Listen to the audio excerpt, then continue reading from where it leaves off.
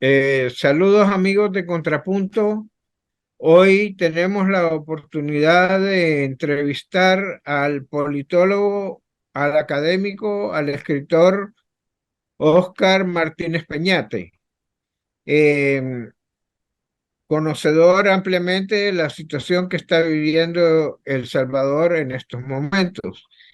Y quería darte las gracias por haber aceptado nuestra invitación a un conversatorio más que a una entrevista. Bueno, gracias realmente a ti por la invitación. Realmente me honra estar en tu espacio. Muchas gracias. Oscar, eh, tú tienes una trayectoria académica bastante amplia, tienes varios libros publicados. ¿Nos pudieras dar una referencia sobre eso? ¿Y de qué Sí, temáticas? sí, bueno, las temáticas sobre todo son de historia, de ciencia política y relaciones internacionales. Uno de ellos es del conflicto armado, la negociación 1979-1989. Luego, a la continuación, es otro libro que es sobre las negociaciones de 1990, de 1990 al 92. Luego El Salvador, violencia intrafamiliar. Luego El Salvador, la Asamblea Legislativa. También El Salvador, historia general. El Salvador, sociología general. El Salvador, cultura del guanaco. Esos son algunos de mis libros. Ya. Correcto. Oscar, para iniciar la temática, hay un tema en bastante confrontación, que es el tema de los acuerdos de paz. Este, de hecho, en El Salvador hubo una guerra clasificada como guerra interna en el país. Y, y la guerra concluyó con la intermediación de Naciones Unidas. En la red de cooperativas Fedecases creemos en ideas como las de Nelson, que quería crecer su flota de lanchas y juntos cooperamos para hacerlo realidad. Tenemos soluciones para cada proyecto que te propongas: cuentas de ahorro, líneas de créditos y remesas familiares, pago de servicios y seguros para todos. Asóciate con los que creen en ti. Red de Cooperativas Fedecases. Ser dueño es lo tuyo.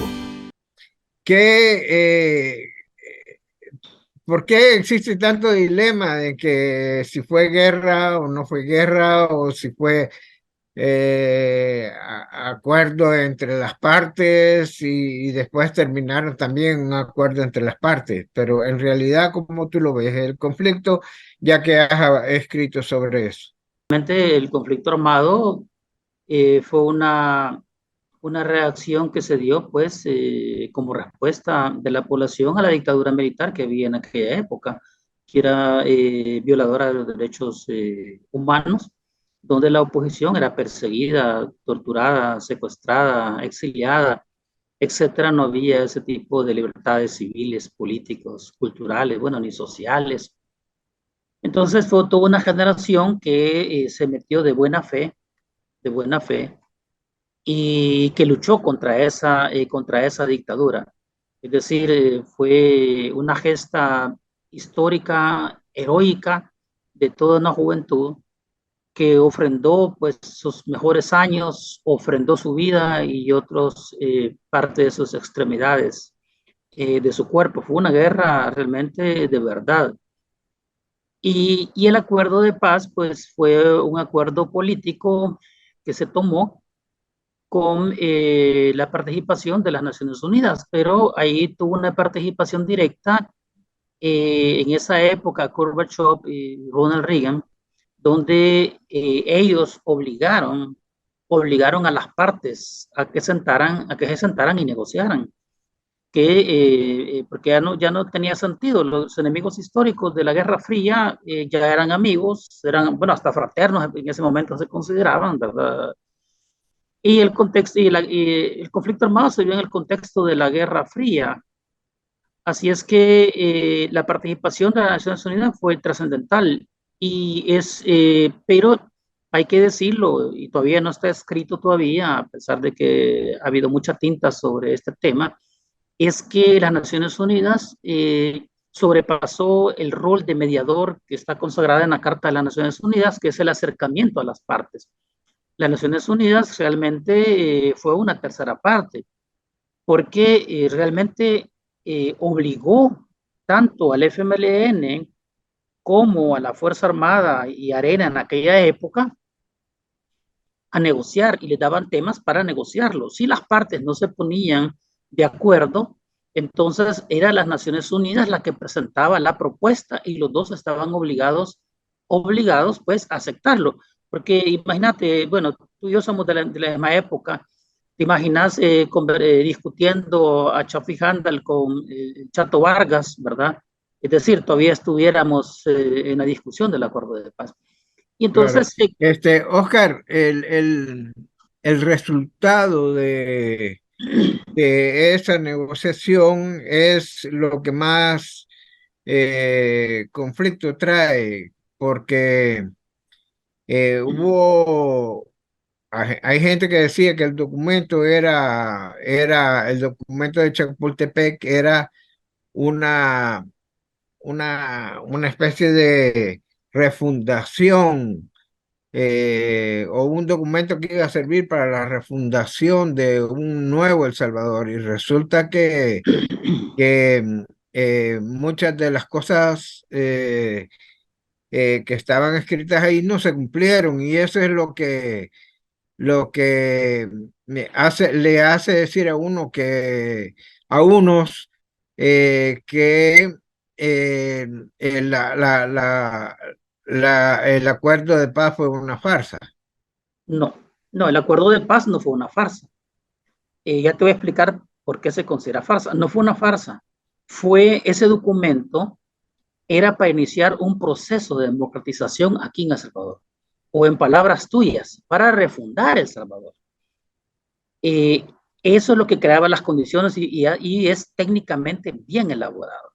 El serio problema que se dio es que Arena en aquella época lo saboteó por todos lados, ¿verdad? Porque no le convenía que hubiera democracia en aquella época.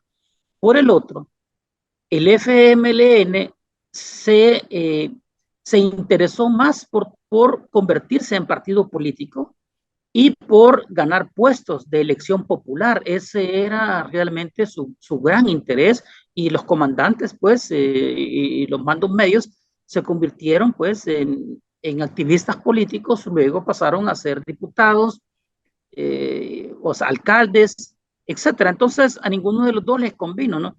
Cuando estaba el gobierno de Arena, pues uno decía, bueno, estos no lo dan a conocer porque hay una resolución en el informe de la Comisión de la Verdad, que ese acuerdo de paz obligaba a las partes a que se diera a conocer en el sistema educativo nacional, y el FMLN lo negó rotundamente.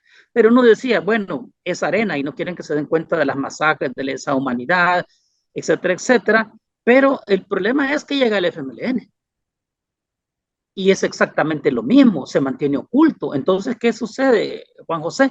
Que toda esta generación millennial que nace en los 80, o estaban pequeños en los 80, y esta generación centennial que nace en los 90,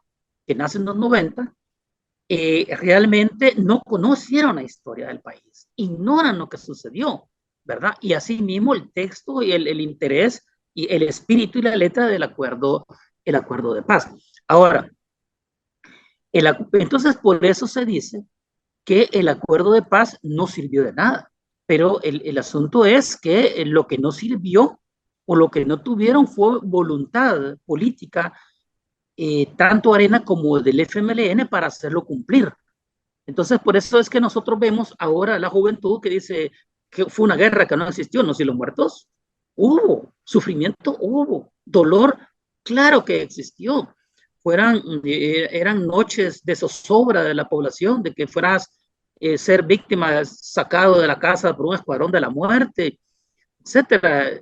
La emigración que hubo de salvadoreños hacia los Estados Unidos, los refugiados que hubo en los campos de refugio en Honduras, en Nicaragua, en Costa Rica, fue toda una tragedia que sucedió. Pero Ahora, perdóname, siempre nos come el tiempo, pero yo quería llegar hasta ese momento en que estamos viviendo. Han cambiado radicalmente las cosas en El Salvador. El bipartidismo de Arena y FMLN ha prácticamente sido destrozado. sí, Eh, y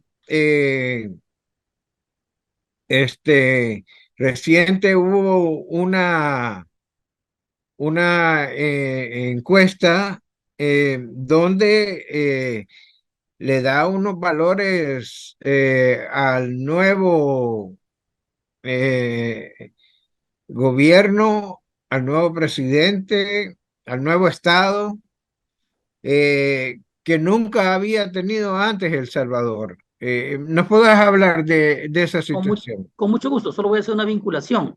Arena y el FMLN tuvieron recetario para construir la democracia, para iniciar un proceso de democratización aquí en El Salvador. Y ahora, precisamente este día, se cumplen 4 años que Nayib Bukele, con el movimiento Nuevas Ideas, a través de un partido de derecha, gana, pues le pone punto final al bipartidismo, le pone punto final a la corrupción de Estado que hubo dentro de estos 30 años pasados. Entonces, y lo interesante es esto, está bien el vínculo, me parece muy inteligente que has hecho tú, porque resulta ser que este gobierno sin manual, como lo tuvo Arena y el FMLN, está yendo más allá del manual, que se llama Acuerdo de Paz. Ahora sí, en El Salvador se está dando realmente una refundación del Estado, se está dando una, En qué consiste esa refundación que el presidente Bukele y su gobierno están haciendo? por ejemplo, en el sistema educativo, se está llevando un cambio de la currícula del sistema educativo. Hubo 30 años como que no había cambios tecnológicos, como si no había cambios científicos, como que el mundo seguía exactamente igual. Y es este gobierno que se empieza a actualizar sobre el conocimiento contemporáneo, postmodernista, los avances científicos y tecnológicos. O sea que la juventud se está poniendo al día con una serie de capacitaciones al cuerpo docente, además de la gran inversión que se hizo para la adquisición de dispositivos electrónicos como son, por ejemplo, laptops, computadoras, para tratar de disminuir o eliminar la brecha digital. Ese es un cambio estructural porque la educación realmente es fundamental y es un eje transversal. El otro cambio que nosotros tenemos es en la cuestión de salud.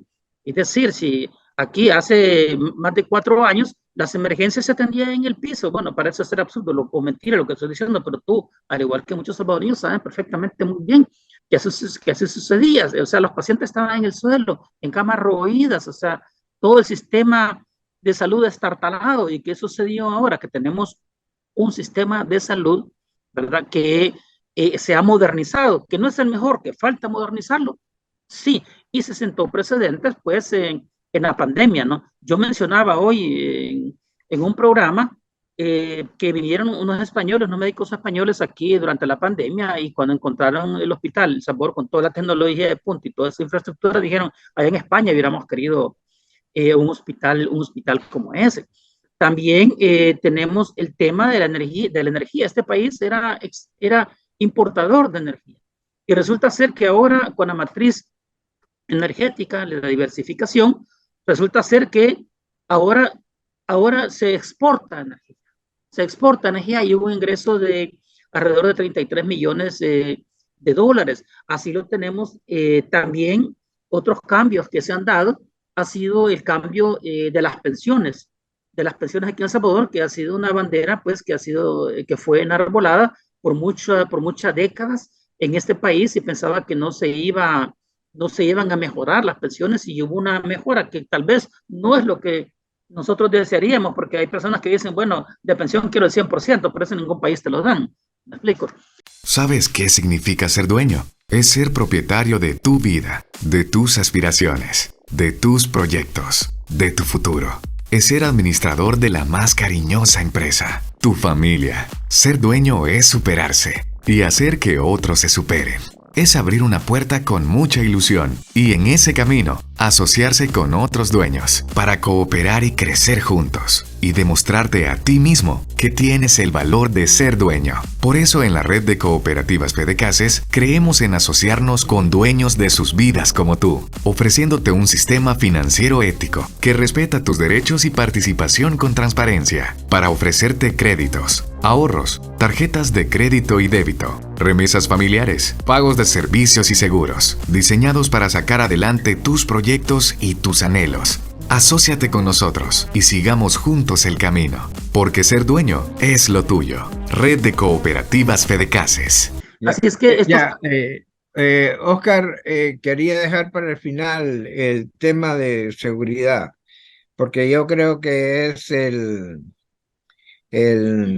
mayor logro, si numéricamente lo vemos, podemos creer que el mayor logro del presidente Bukele en estos años ha sido en materia de seguridad pública. claro, sí, porque es lo más visible.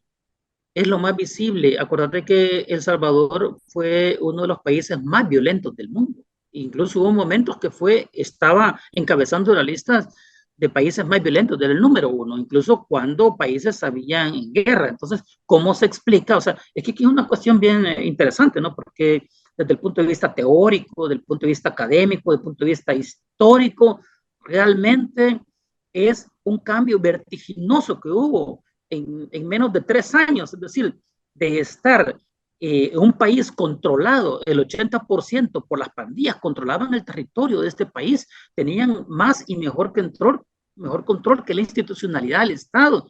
No hay que olvidar que las pandillas fueron tipificadas, incluso en Estados Unidos todavía, ¿verdad?, como terroristas transnacionales, o sea que esta era una situación realmente lamentable y que parecía pues imposible, que no se podía resolver. Y resulta ser que a este día, en estos momentos, El Salvador no solamente es el país más seguro de América Latina, sino que de todo el continente de América. Es decir, tenemos mejor seguridad que Estados Unidos, mejor seguridad que Canadá.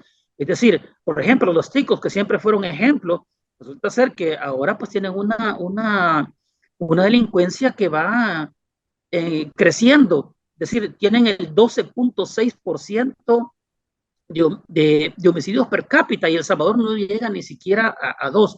Entonces, eso ha servido también de ejemplo y de referente. En un principio hubo cierta reticencia, por ejemplo, de Estados Unidos, de la Unión Europea, de los países de la Unión Europea, ¿verdad? ¿Por qué este país se salió del guión? Se salió de la narrativa histórica. Aquí no se llamó especialistas de las Naciones Unidas, ni el organismo internacional de la delincuencia, aquí Lilian Nud, nada. O sea, esto se hizo con gente salvadoreña, o sea, es made in El Salvador, hecho por El Salvador. Y ese también es una cuestión sumamente importante, porque aquí en El Salvador vinieron, o sea, aquí estuvo Juliana y le pagaron 3 millones para que viniera a dar recetas. ¿Y qué pasó con las recetas? No funcionó. Entonces, porque se estaba acostumbrado, dentro de esa lógica, que se hacían préstamos millonarios para pagarle millones, entre comillas, a especialistas que iban a resolver la situación y no pasaba nada, quedaron engavetados. Entonces, eso es precisamente esa carta de presentación.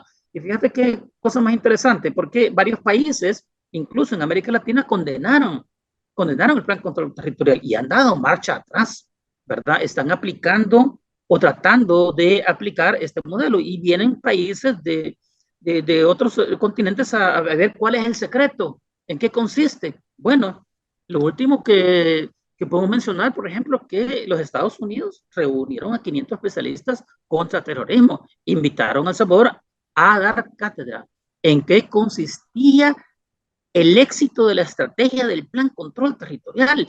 O sea, eso es sumamente increíble que este país no solo sea referente, sino que se tome de ejemplo de aquellos países que nosotros considerábamos o estábamos obligados pues a seguir sus recetas, sus indicaciones en ese Oscar, sentido. tú que has analizado el tema de, de la delincuencia,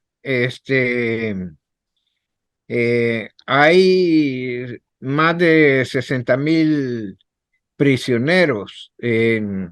Supongo que van a comenzar a poblar la nueva mega cárcel que se ha hecho, que es impresionante. Eh, este, pero todavía quedan pandilleros. ¿Cuándo crees que se le pone la tapa al bote, pues, como Sí, se dice? sí, bueno, mira, Es quedan para pandilleros. terminar esta pregunta. Ok, mira, quedan pandilleros, incluso están cobrando extorsión. Este diciembre cobraron aguinaldo, o sea que el problema todavía hay remanentes y el estado de excepción se va a justificar su existencia mientras haya pandilleros. O sea que el estado de excepción debe terminar hasta cuando el último pandillero, ¿verdad?, se ha llevado a prisión. Ya. Y entonces, ¿y eso en cuánto tiempo pudiera pasar? Pues fíjate que así como pasan las cosas aquí en El Salvador, que uno se queda, es decir, que uno vive aquí en El Salvador, conoce la historia, es estudioso de El Salvador y uno se queda todavía perplejo o increíble lo que pasa aquí. Es decir, eso me imagino yo que durante este año, me imagino yo que se habrá acabado, es decir, por completo, ¿no? Porque la eficiencia y eficacia y el profesionalismo de la Fuerza Armada y de la PNC pues ha dado altos frutos y ha actuado de forma expedita. Entonces yo creo que eso va a ser pues en los meses de este año, ¿no? Oscar, te damos las gracias por haber estado en nuestro espacio y esperamos que seas un invitado más permanente en nuestros análisis. Te damos las gracias. No, Juan José, el que te doy las gracias soy yo. Realmente me honra estar contigo y quiero que sepas que te aprecio y admiro y agradezco pues tus aportes que del periodismo seas hacia El Salvador. Muchas gracias. Igualmente te aprecio por tu capacidad y eh, por las cosas que has hecho por este país. Muchas gracias. Un abrazo.